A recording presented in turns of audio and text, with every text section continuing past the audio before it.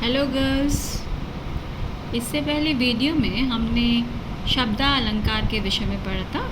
आज हम अर्थालंकार के विषय में पढ़ते हैं। जब काव्य में अर्थ के माध्यम से सौंदर्य में वृद्धि होती है या चमत्कार उत्पन्न होता है तब अर्थालंकार होता है। यानी कहने का तात्पर्य है अर्थ के माध्यम से काव्य पंक्ति में विशेषता लाना, वो अर्थालंकार होता है। इसके निम्नलिखित भेद हैं: उपमा अलंकार, उत्प्रेक्षा अलंकार, रूपक अलंकार, अतिशयोक्ति अलंकार, मानवीकरण। ये आपके अर्थालंकार के 5 भेद हैं। सबसे पहले है उपमा अलंकार। जब किसी वस्तु या व्यक्ति की तुलना अत्यंत समानता के कारण किसी अन्य प्रसिद्ध वस्तु या व्यक्ति से की जाती है तब वहाँ पर उपमा अलंकार होता है। यानी किसी वस्तु की या व्यक्ति की तुलना उसी की समानता के समान किसी अन्य प्रसिद्ध वस्तु से की जाती है। जैसे एग्जाम्पल है यहाँ पर, सीता का मुख चंद्रमा के समान है। उपमा अलंकार के 4 अंग होते हैं: उपमेय, उपमान, वाचक शब्द, साधारण धर्म। यानी जब हम उपमा अलंकार करते हैं तो उपमा अलंकार के साथ आपके ये 4 अंग का होना आवश्यक है और उनको समझना भी अत्यंत आवश्यक है, तभी आप उपमा अलंकार समझ पाएंगे। सबसे पहले उपमेय। जिस प्रस्तुत वस्तु की समानता की जाती है उसे उपमेय कहते हैं। यानी यहाँ पर जैसे है एग्जाम्पल में सीता का मुख। सीता का मुख क्या है? प्रस्तुत एक व्यक्ति है जिसकी हम तुलना कर रहे हैं। तो यहाँ पर सीता का मुख चंद्रमा के समान है। यहाँ सीता के मुख की समानता की जा रही है, इसलिए यहाँ पर सीता का मुख उपमेय हुआ। ठीक है, क्लियर हो गया। दूसरा है उपमान। प्रस्तुत वस्तु यानी उपमेय की तुलना जिस अप्रस्तुत वस्तु से की जाती है। जैसे यहाँ पर सीता का मुख चंद्रमा के समान है, तो चंद्रमा क्या है? अप्रस्तुत वस्तु है।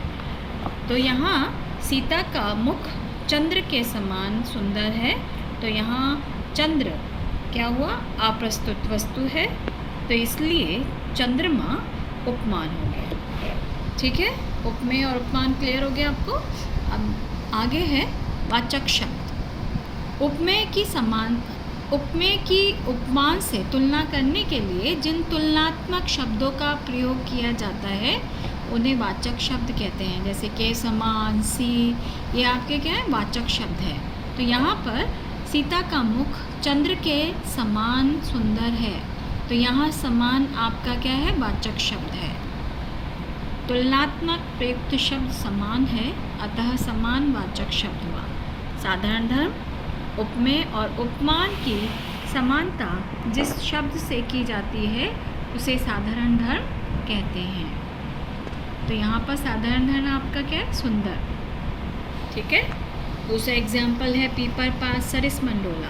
तो यहाँ पर उपमेय मन है। पीपर पात यानी पीपल के पत्ते की तरह जो मन है इधर उधर डोलता है, तो उपमान हुआ पीपर पात। वाचक शब्द सरिस और साधारण धर्म है डोला। क्लियर। अब नेक्स्ट अलंकार करते हैं रूपक अलंकार।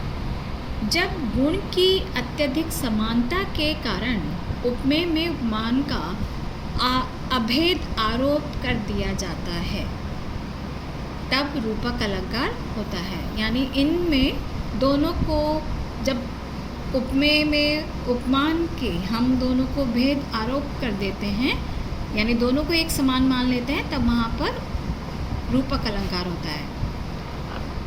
इसमें वाचक शब्द का अभाव होता है, यानी वाचक शब्द नहीं होता।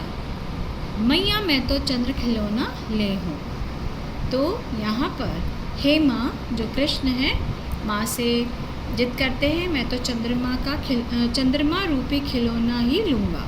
तो यहाँ जो खिलौना है और चंद्रमा है दोनों में अत्यधिक समानता हो गई है, तो दोनों का आरोप कर दिया गया है। उपमेय में उपमान का आरोप कर दिया गया है, तो इसलिए यहाँ पर रूपक अलंकार हो गया।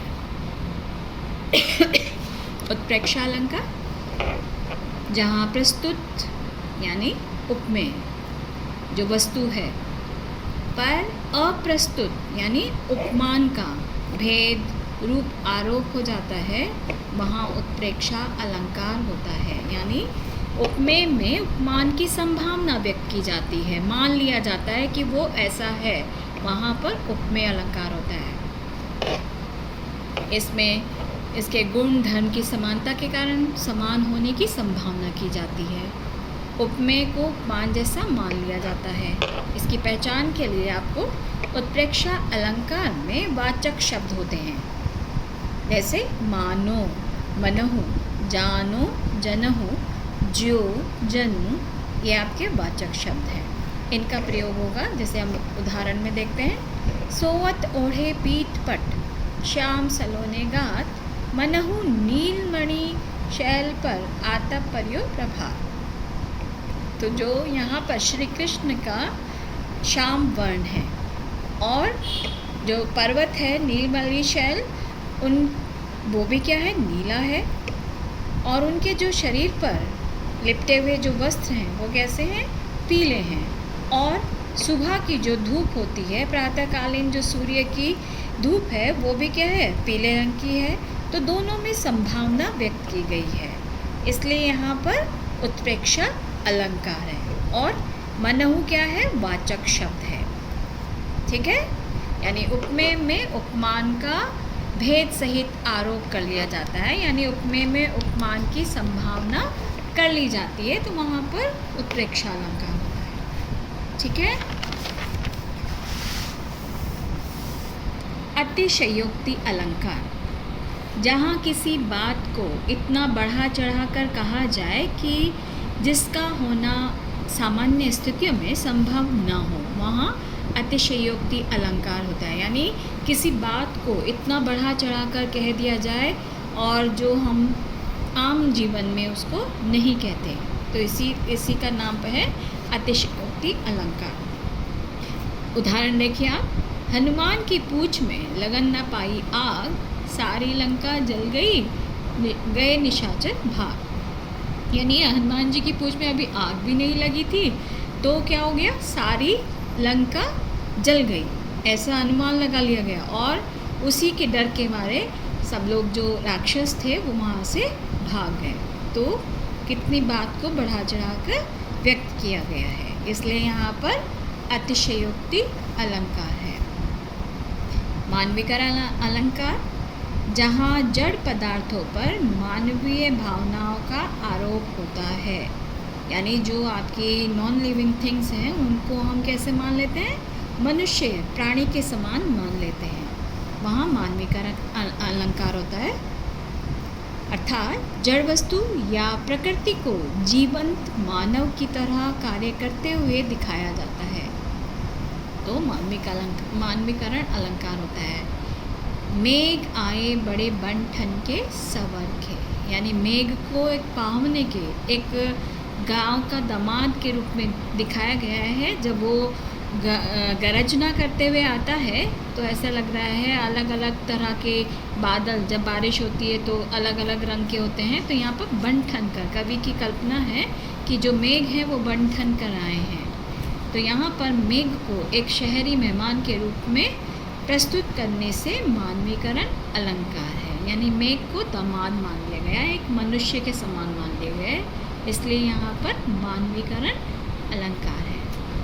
उम्मीद है आपको ये अर्थालंकार समझ आ गए होंगे। स्पष्ट रूप से हमने साधारण भाषा में आपको समझाने का प्रयास किया है। इसके साथ ही धन्यवाद।